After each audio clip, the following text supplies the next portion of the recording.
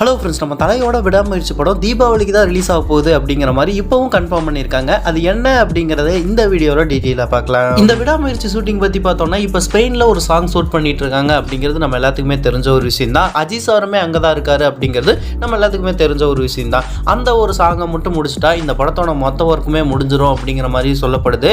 இன்னொரு பக்கம் பார்த்தீங்கன்னா, இந்த படத்தோட எடிட்டிங் வேலையெல்லாம் நடந்துட்டு இருக்கான்.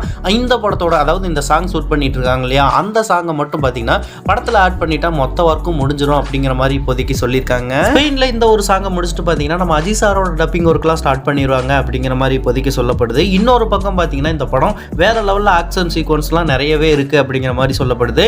டைலாக்ஸ் இந்த படத்தில் ரொம்பவே கம்மி அப்படிங்கிற மாதிரி இப்போதைக்கு சொல்லியிருக்காங்க.